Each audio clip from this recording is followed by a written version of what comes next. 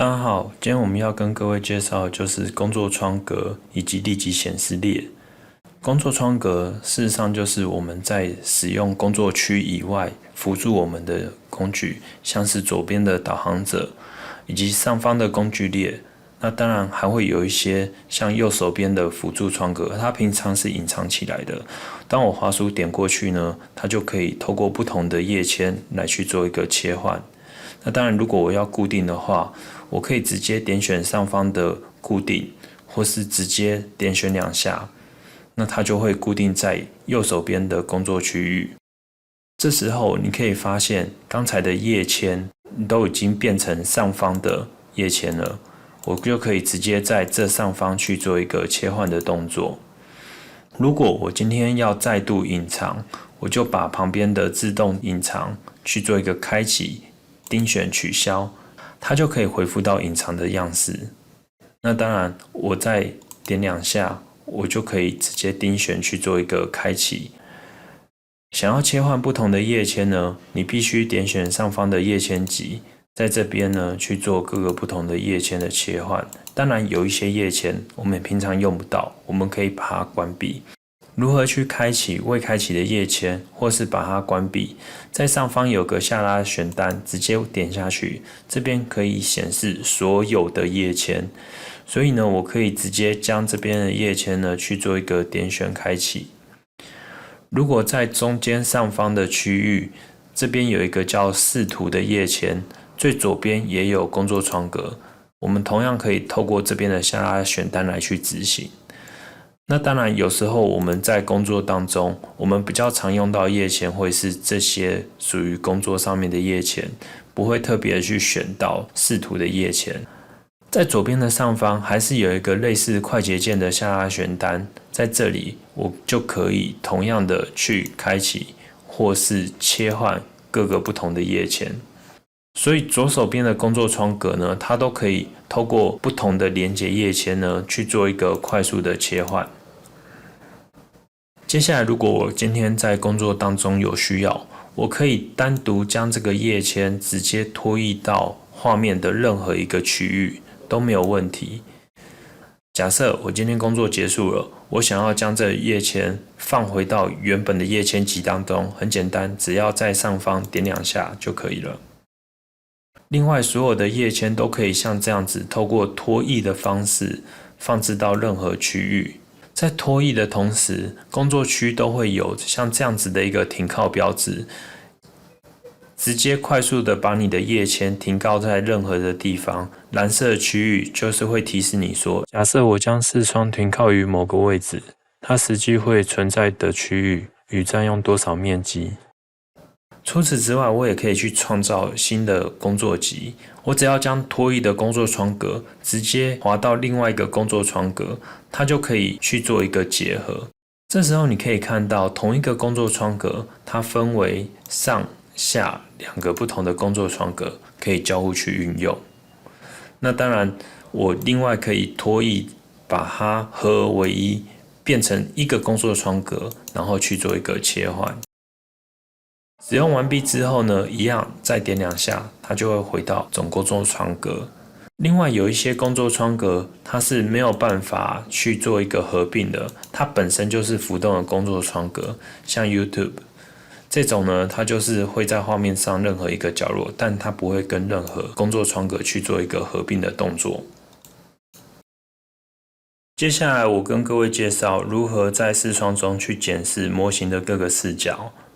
你可以在右下角看到这边有一排立即检视的工具列，那我们就从左到右一一为各位说明。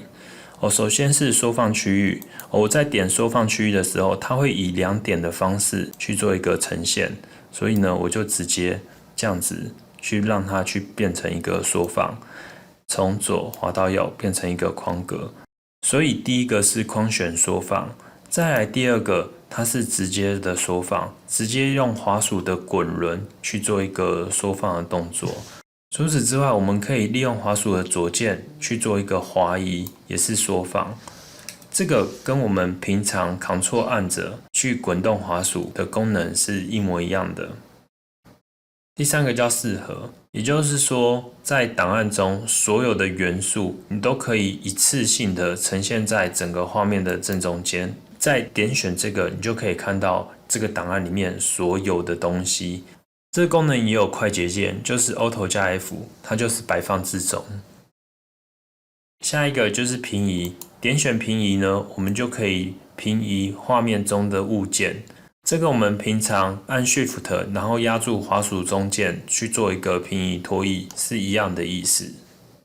第五个是旋转，这边的旋转它很贴心，它会直接再给你一个坐标，你直接去点选坐标。以这个 Y 坐标来说，我点选它，它接下来它就是绕 Y 轴去旋转。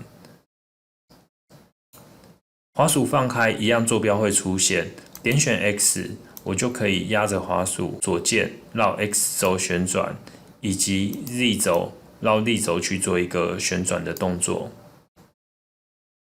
第六个是草图视图，它在我们平时绘制草图的时候啊，我们都可以对正，不管是我用顺序建模，然后去对正草图，或是同步建模，它直接去对正锁定的这个草图平面，它都可以利用 Ctrl+H 的快捷键。快速的去指引到我现在的画面草图，直接去做一个对正。第七个是视图方向，这边也就是切换我们模型它们的一个呈现的角度。我们可以透过画面上的任何一个视角，我去快速的去转动我的模型的各个视角。我也一样可以透过右下角的方格开始去转动到各个视角。此外，这边也支援快捷键，像是 Ctrl+F 它是正视图 ，Ctrl+K 是后视图，当然 Ctrl+L 是左侧视图 ，Ctrl+R 就是右侧视图 ，Ctrl+T 上视图，跟 Ctrl+B 是俯视图，不等视角 Ctrl+I 或者是其他的等视角 Ctrl+J 都可以透过快捷键的方式帮我们去达到这个目的。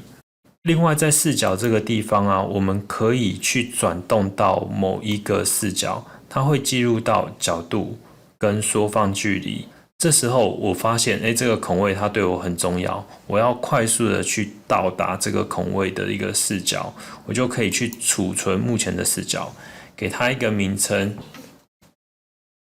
确定之后，未来我再去做一个各个视角的转动，或是拖动，或是移到很远的位置。那都没关系，我都可以去透过 View One 快速去达到我这个视角的一个目的。最后在视角旁边，它就会是一个显示样式的切换，像这个是线架构，然后呢包含隐藏线的架构，这边会有一些像是图彩或是图彩带边线，都一样可以在这边去做一个切换。那另外呢，这边有一个叫做切换显示。它可以去切换透明度，所以你再点一下，它就可以去做一个透明度，有点透视的一个效果。在画面的右手边就会有这个符号，这个符号呢，就是我可以去关闭现在做一个切换透明度显示的一个功能。在后方呢，你还是可以看到加跟减的这个拉把，可以直接去拖动它，它就可以将你的画面去做一个 run in 以及 run out。这时候你就可以去调整这个画面的大小，所以这边呢有一个快速的去调整整体的画面，但一般来说，我觉得适中，它就很适合了。最后会有一些结合 YouTube 的一些影音平台，像是这个 YouTube 我们刚才所教出来这个视窗，或是呢我可以直接去录制我绘制的一个动作以及所有的画面。那录制好之后，就可以透过右手边这边直接上传到 YouTube， 所以这底下的工作列，我们也可以善加去做一个利用。我今天就介绍到这边咯。